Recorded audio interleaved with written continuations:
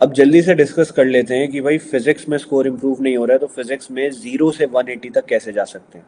Truth be told, एक single jump में 0 से 180 कोई नहीं जाता, you have to segment it out.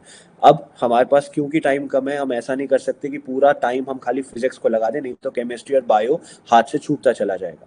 तो फिजिक्स में अगर हमें स्कोर इंप्रूव करना है तो सबसे इंपॉर्टेंट चीज़ ये है, पहले हम समझें कि नीट में क्वेश्चन कहाँ से पूछे जाते हैं, हम उन एरियाज को टारगेट करें। फिर हम देखें कौन से रिसोर्सेज हैं जो नीट के लिए इंपॉर्टेंट है, हम उन एरियाज को टारगेट करें। और फिर हम एक प्रैक्टिकल अप्रोच लेके चलें ताकि ये सब चीज़ों को टाइम के साथ मैनेज किया जा सके। ये सारी चीज़ें हम अभी करने वाले हैं। सबसे पहले पेपर कहाँ से पूछा जाता है। अगर तुम लास्ट 5 to 10 ईयर्स का पेपर उठाओगे, and I am telling you, उठा के देखो तो तुम देखोगे एनसीईआरटी से कुछ एरियाज हैं जहां से विदाउट वैल्यू चेंज करे नीट में क्वेश्चन पूछे जाते हैं। वो एरियाज क्या हैं? Solved examples, intext questions, points to ponder के ब्लू कलर के छोटे छोटे बॉक्सेस, समरी, समरी के नीचे डायमेंशन टेबल दे रखी है।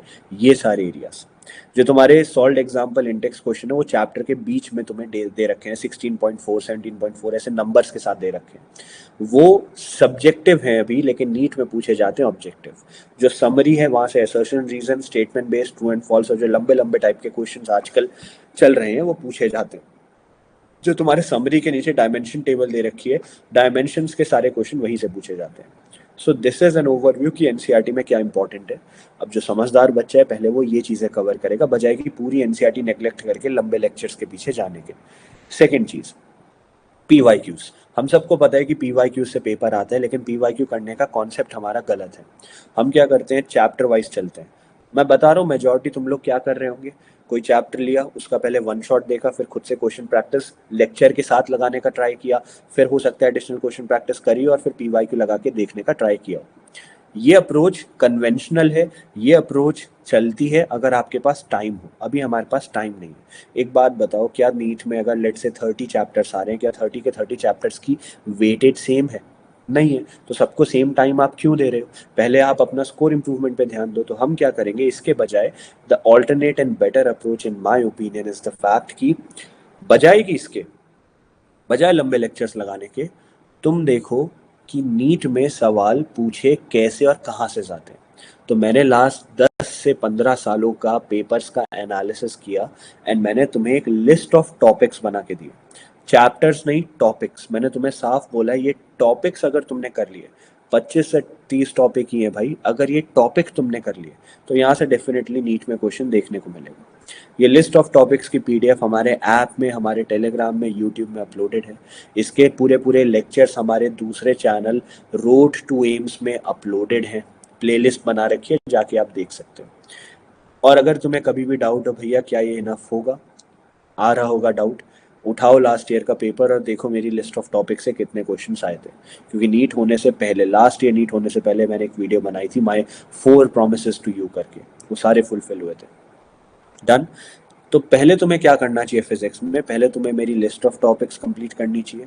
कंसिडरिंग उस लिस्ट ऑफ टॉपिक्स से अलोन 150 मार्क्स के क्वेश्चंस आएंगे। वंस दैट इज डन, तुम्हें एनसीईआरटी पे फोकस करना चाहिए। एनसीईआरटी में पूरा पूरा नहीं पढ़ना है, खाली वो चीज़ें कवर करनी है जो मैंने तुम्हें बताई, जो मार्किंग्स का पार्ट है। ये दो चीज़ें करने के बाद तुम्हें पीवाईक्यू को टारगेट करना चाहिए। पीवाईक्यू करने के लिए बहुत बड़ी मिस्टेक तुम क्या करते हो, तुम चैप्टर वाइज चलते हो। लेट से मैंने एक चैप्टर पढ़ लिया ग्रेविटेशन का, अब मैं सारे पीवाईक्यू लगाऊंगा।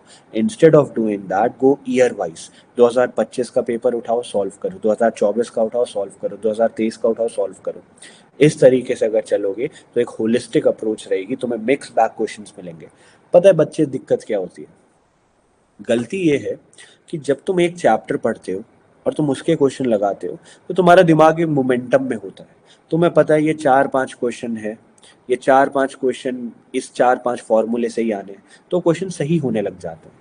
तभी तुमने नोटिस किया होगा जब तुम लेक्चर देख रहे हो उसके साथ क्वेश्चन बन जाते हैं और बाद में क्वेश्चन बनने में दिक्कत होती है। इसलिए मैं चाहता हूँ तुम मिक्स बैक क्वेश्चन डे 1 से लगाओ, ईयर वाइज क्वेश्चन डे 1 से लगाओ। ये सब करने के बाद हमारी Surya plus paper prediction test series जो है उसको फॉलो करो, है ना। बहुत बच्चों ने ऑलरेडी ज्वाइन कर ली, वही टेस्ट सीरीज है जिससे लास्ट ईयर भी पेपर एज इट इज आया था। ये एक अप्रोच है जो तुम्हें लेनी चाहिए। अब तुम्हारे कॉमन डाउट्स क्या होंगे, भैया पर डे कितने घंटे मुझे पढ़ना चाहिए? बहुत सब्जेक्टिव डाउट है, तुम्हारे ऊपर डिपेंड करता है। देयर आर सम स्टूडेंट्स जो एक चैप्टर के एनसीईआरटी मार्किंग्स कंप्लीट करने के लिए 10-15 मिनट लगाते हैं। देर आर सम स्टूडेंट जिनको 2 घंटे लग जाते हैं। सो डिपेंडिंग ऑन तुम्हें कितना टाइम लगता है, तुम्हारी एफिशिएंसी कितना है, तुम उसके हिसाब से प्लान करो। कुछ मिनिमम और हाई टाइम नहीं होता है। ऐसा नहीं होता है कि मैं दिन के 12 घंटे की सिटिंग लगाऊं तो मेरा सिलेक्शन हो जाएगा। That is a false concept. 12 घंटे बैठना वर्सेस 12 घंटे बिजी रहना वर्सेस 12 घंटे बैठ के कुछ काम करने में प्रोडक्टिविटी में अंतर होता है। सेकेंड चीज, क्या भैया ये इनफ होगा? This is more than enough. और जैसे ही तुम एक एक कॉन्सेप्ट इसका कंप्लीट करते रहोगे, एक एक स्टेप कंप्लीट करते रहोगे, फुल सिलेबस मॉक टेस्ट लगाना, स्कोर इंप्रूवमेंट देखता रहेगा। ठीक है, this is the best approach which you can use. ठीक है, इससे इजी रहेगा। ठीक है, अगर तुम ये करोगे तो तुम्हारा फिजिक्स बहुत जल्दी इंप्रूव होगा।